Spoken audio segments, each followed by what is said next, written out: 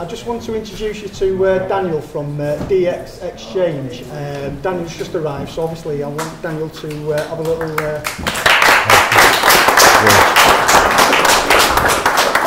Hey everybody, actually this is my first, I guess you could say, whether you want to call it cryptocurrency, token, digital asset meetup. So I'd never been to one before. I'm always going to other things they send me to, but when Rudy invited me over to come to this, I was actually quite happy to join, and obviously it's a great chance to meet Jared, and more importantly it's actually get the chance to meet all of you, because you were one of our very, very first listings that we decided to basically put you on our exchange with our NASDAQ protocol and with our regulations, as Jared pointed out. You know, we're one of the big exchanges probably for 2018 to be released. Somebody mentioned, why don't we build your own exchange? I'll tell you, it's really, really tough. And if you want to know more about it, I can tell you a little more. But listen, I just want to say, guys, you know, you guys have been really incredible. I watch you on our Telegram group. I get so many messages from you guys, and the support that you have for DigiByte. I think, you know, that's exactly the passion that we look for, and it's actually something that I really learned from all of you on what it's like to be in the crypto space. You know, I came from the banking side, I came from the finance side, the online trading side, and I got into crypto in late 2016. So I'm not an early adopter, but I kind of rode that wave. And, you know, when everyone talked about community, you know, I just thought it was a bunch of people on chats, right? But, you know, when we took you guys on and I just saw how passionate you were about the project, it really aligned the values of what we were trying to do. And you know what? It's really hard to find groups like yourselves. You know, we get so many people that want to list on the exchange, or so many tokens that are out there, and nobody has been more passionate than you guys have. In fact, almost too passionate to an extent. But, but you know, it's still, I really, really appreciate, you know, everything that you guys are doing. I know everybody's waiting for the exchange to go live. Trust me, we're waiting for it to go live.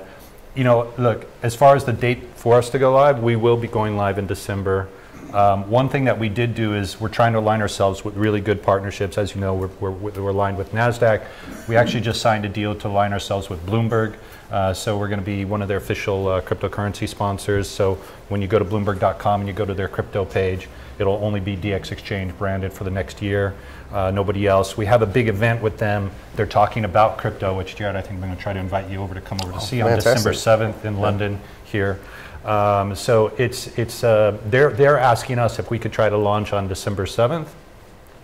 It's close. We might be able to do it, but we will do it in December, I promise you. And you know, look, I think for us as an exchange, one of the things that it's our responsibility, because we're a centralized exchange.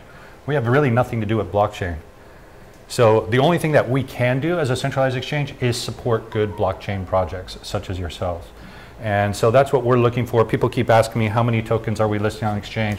Well, it's about 12 to 14 to start with, depending on, maybe it's an extra one depending on what happens with Bitcoin Cash here in the next couple of days. But I think, you know, it's been really hard for us to find good projects. And the way we see it is, if we build the right exchange with the right partners, with the right tokens on there, then the people will come and the communities will come with that. And so again, you know, I really, really appreciate all your support. I'm free to take any questions. You can ask me anything about DX or the market or Jared's secret thoughts or the Binance thing that's going on. Anything you want to ask. A couple of questions, if anybody's got anything. How much sort of institutional interest have you guys had? Yeah, great question. Yeah, actually a lot. So it's a bit difficult for me to answer. I'll answer in two ways because I don't want to take too much time answering this. Look, I'm a really big believer in the retail side of this, okay? I basically got into the whole exchange side to open this up for the retail thing. The one thing that I really loved about ICOs was, if you really think about it, for us that are older, in the 90s, right, it was all the Goldman Sachs and the Morgan Stanleys and the JP Morgans out there that made money from the rich insiders who could get in on the IPOs when they had it. In the 2000s, it was all the VC firms that could get basically now all rich on the tech companies and everything else, right? And then finally, you know, here, a couple of years ago, it was all the ICOs. It was you, me. We could actually get in on it, and it was cutting them out. And it's a really bit of a shame. I know I'm going a little off track, but it was a bit of a shame that all of that over the last probably 6 months, when people are raising money for ICOs, it's not going public anymore. And I really think that's a kind of a shame, because what it's doing is it's going to all the VC funds who created these crypto funds, and it's kind of going back into the institutional space. Now, having said that, the institutional space is important for us to open up the market a bit more. What we had a lot of attraction to is because of our relationship with NASDAQ, we had a lot of asset management and high frequency firms and some of the big family offices now being able to trade on the exchange because we were actually regulated. A lot of these entities can only trade with a regulated entity. I'm sure you're all familiar with BitMEX out there. You know, they have a lot of volume mainly because the onshore entity, I'm sorry, the regulated entities made offshore entities so that they could actually hedge and trade through them, right? And they're dying for a regulated entity to kind of come into this space. So, you know, I've met with a number of family offices past week in London, a couple asset managers. We have probably at least 100 asset management firms just lining up, waiting to trade on the exchange. So to answer your question, yes, lots of institutional interest. It's kind of like this chicken and the egg, because they keep going and say, well, how much liquidity will you have? Is it going to go through the OTC desk? And the fact of the matter is, when you talk about institution, that liquidity doesn't usually hit the exchanges. It's actually done off exchange or in the OTC market. So, you know, whenever you see something trading on one of the other exchanges for $1 billion, there's probably another $1 billion easily traded on the what we would call the institutional or OTC market. So it will help provide liquidity, but indirectly. So yes, we do have a lot of interest in the institutional. But what we want to do is we want to open up the world more for the retail guy. So just a question. Why did you decide to launch the exchange? There's too many exchanges around the world. Some collapsed as well in the UK, you know, a few months ago. So why did you decide to launch the exchange? Well, so actually, right. Secure the point to make sure that the token is safe, etc. It's a headache basically. Yeah. Actually, we were supposed to launch like 9 months ago. So. You know, I'll tell you, it actually started out differently. In early 2016, we were actually working with NASDAQ to launch a derivatives exchange. So I don't know if, does anyone come from the online FX CFD trading space here? Anyone's ever traded CFDs? Yes. FX? Okay, some of you. Right, so that market has been getting a lot of regulatory interest over the last few years. It's sort of where I kind of cut my teeth in that area, and a lot of regulation kept coming down and on, because basically you would trade with a broker, but the broker would take the other side of your trade. So it was a direct conflict of interest when you were trading with them. So we decided actually to build out an exchange which is what the regulators wanted, is to the FX market, this CFD market, everything on exchange. So actually our original design study with NASDAQ was for pure derivatives, nothing to do with crypto. And then of course the crypto market started changing, and then we adopted everything to it.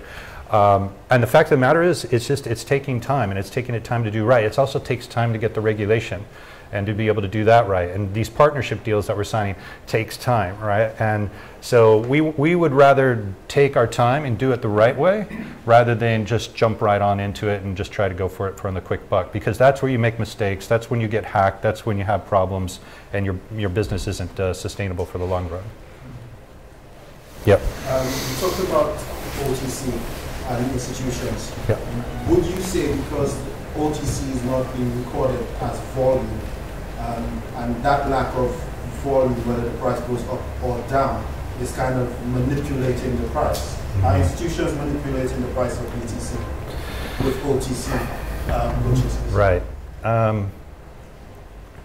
That's a little bit of a landmine, and I'm on camera, huh? Just take a one. Click. Look.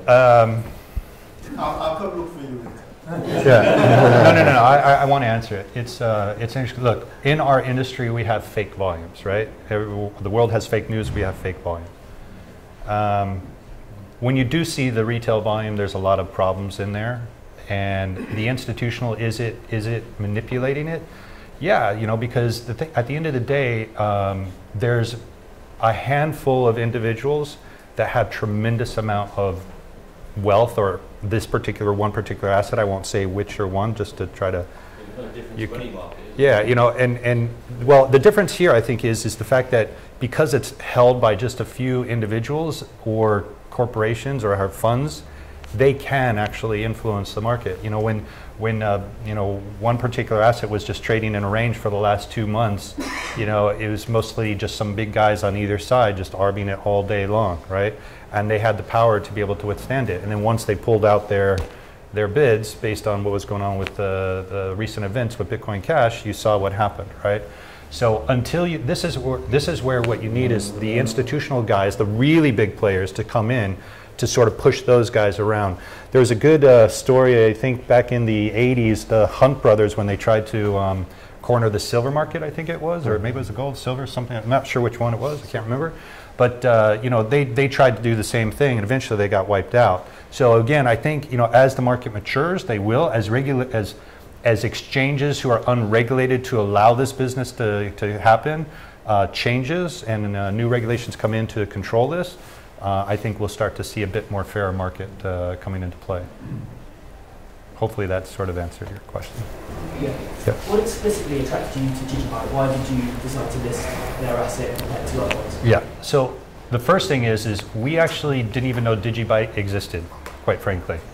I think somebody came up, I think actually Rudy came up and he said, hey, are you going to list DigiByte? And so I think our moderator at the time said, I don't know who DigiByte is, but you know, there people are saying they list this one, list Verge, XRP, et cetera, right? Whatever, right? So, you know, and then I looked at the ones that people were looking at and I thought, oh, DigiByte, interesting what they were kind of doing. This is an interesting project. But I really, honestly, I didn't read too much about it because I was just too busy trying to do other things. But I wanted to make sure that the project had either their own blockchain related to it or something that looked like a real project. And I think this was, what month was this? This was probably February or May, right, okay, May. Right after our news leak with NASDAQ.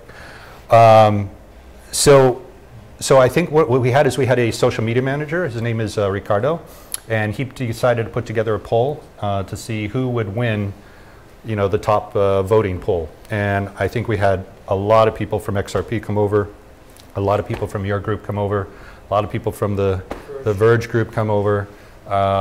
There's some scattered ones, and you know, quite frankly, it was close.